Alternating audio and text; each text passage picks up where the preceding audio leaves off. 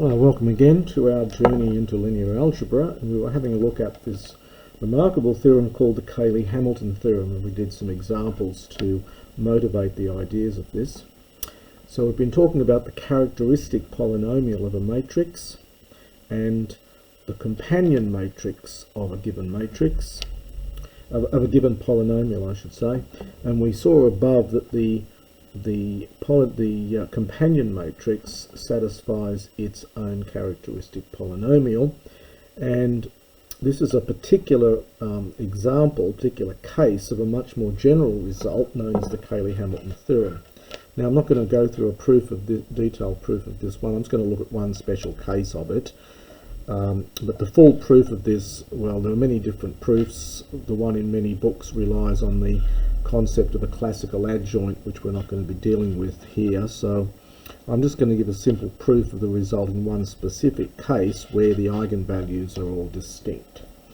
So what does this theorem say? The Cayley Hamilton Theorem says you start off with an n by n matrix, a square matrix. You take its characteristic polynomial f of z, and the theorem says that if you replace z with a, if you substitute a into its own characteristic polynomial, then changing the constant term using an identity matrix, then the matrix satisfies its own characteristic polynomial. It's quite a remarkable result. So before giving a proof of the special case, we just have a look at one simple example just to verify how it works. So I'm going to verify Cayley Hamilton Theorem for this matrix 1, 3, 4, minus 2. So here's the worked solution to this. So there's the matrix. I'm going to calculate its characteristic polynomial. I'm going to take det a minus lambda I in this case. And when you multiply these together, expand it out, you obtain this. And then you get lambda squared plus lambda, you'll get a minus 2 there, you're going to get minus 14. So we want to check that if you replace lambda with a, you do in fact get the zero matrix. So I work out a squared, so here's a, multiply it by itself, you multiply it all out, you get this matrix. I'll leave you to check that.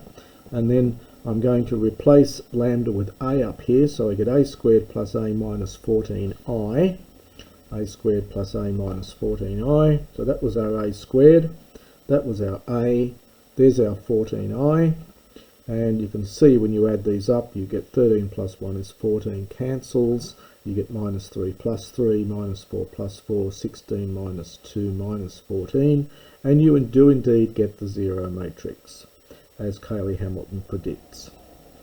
Now I'm just going to do just a special, to show you it's true in a very special case, where you have an n by n matrix and you have n linearly independent eigenvectors with eigenvalues lambda 1 up to lambda n, not necessarily distinct.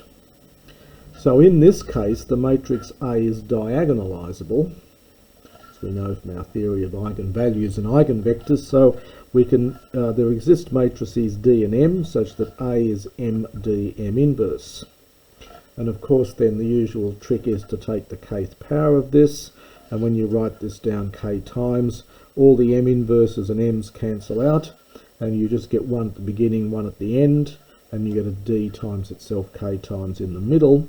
So D to the k is a diagonal matrix, and its entries are just going to be the kth powers of the eigenvalues.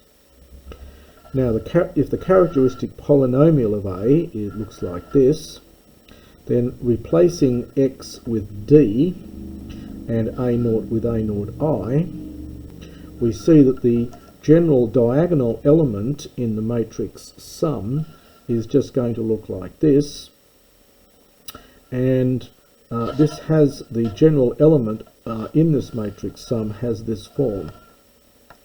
Now this of course is 0 because the eigenvalues satisfy the characteristic polynomial, which is where you got them from in the first place. So obviously all the non-diagonal elements are 0, and so when you substitute D, the diagonal matrix, into the characteristic polynomial, you get the zero matrix. And finally then P of A is just MP of D M inverse. This is 0. So the zero matrix times anything gives you the zero matrix, and the result follows. So that's a very trivial case, really, in the case where the matrix is diagonalizable, but Cayley Hamilton works for any matrix, whether it's diagonalizable or not. So a little example here of what we can do with this. So matrix A has characteristic polynomial given by x cubed plus x minus 1. We want to find formulae for a to the fourth, fifth, and a inverse in terms only of I, a, and a squared. So here is the worked solution to that. There's the characteristic polynomial. It's x cubed minus x minus 1. So Cayley Hamilton says if you replace x with a and the 1 with I, this is the zero matrix. And that's the same as saying a cubed is a plus I by Cayley Hamilton Theorem. And as we did in an earlier example, to get a to the fourth, I just multiply both sides by a. So there is a to the fourth in terms of a squared, a, and the identity. I can multiply by a again, and I'll get a to the fifth is a cubed plus a squared, and I can replace this a cubed term here by using a plus 1 from up here, and there's my a to the fifth again expressed in terms of a squared, and the identity matrix. Now it also asked for a formula for a inverse. We've got to be a little bit careful that the matrix has an inverse in the first place. But of course, the product of the eigenvalues is this number here. Well, in fact, minus this number here. But the point is, it's not 0. So 0 can't be an eigenvalue, otherwise there'd be no constant term here.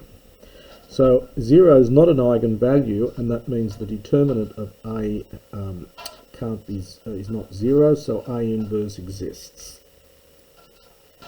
A inverse exists. If 0 were an eigenvalue, then the determinant of A would be 0. So the fact that we have a constant term in the characteristic polynomial tells me 0 is not an eigenvalue, so the inverse exists. And so starting back with our identity from Cayley Hamilton, I can multiply both sides by this A inverse.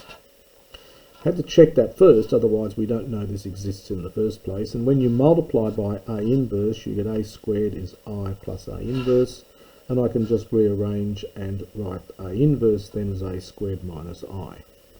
So again, we can write the inverse of the matrix just in terms of A squared, and the identity. Well, the third question we asked at the beginning was, if you've got your characteristic polynomial, it's now satisfied by this the matrix, is it minimal? So we've now seen that every square n by n matrix satisfies a polynomial of degree n. Given such a matrix, is it possible to find a polynomial of lower degree that's also satisfied by A? And the answer is, well, sometimes. In some cases, the answer is yes. To properly understand this, one needs to look at and find exactly how to get the minimum polynomial. One needs to look a lot further into the Jordan form. We'll be having a look at that in Jordan form in a later section.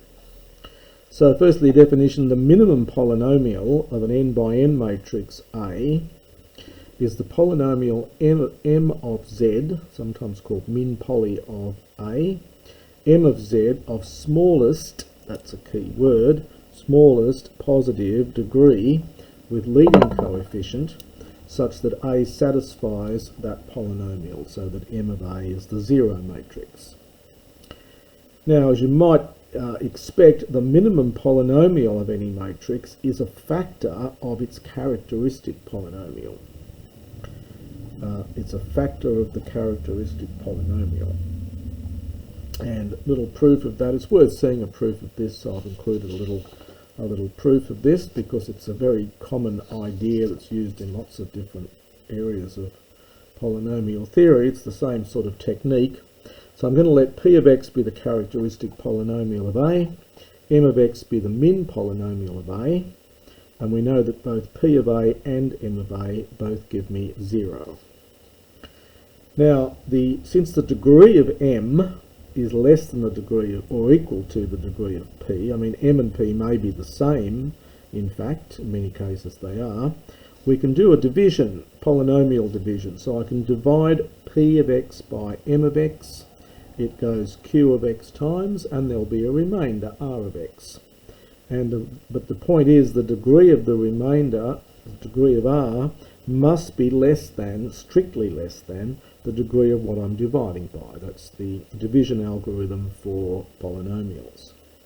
So plug in a into all of these spots here, I get this. And of course p of a is 0, so that's 0 matrix. M of a is 0, so that's the 0 matrix, and 0 matrix times anything is 0 matrix. And that means R of a then is the 0 matrix. But hang on, this degree of R was less than the degree of M, and M was the polynomial of smallest positive degree that A satisfies.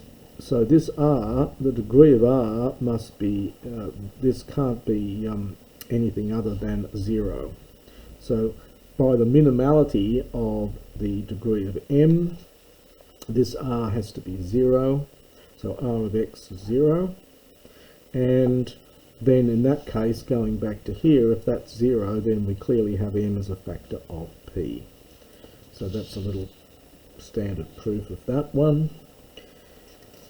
Just as an example here on this, if we take, for example, this matrix here, and I won't go through all the calculations, but by the usual procedure, the characteristic polynomial of this looks like this.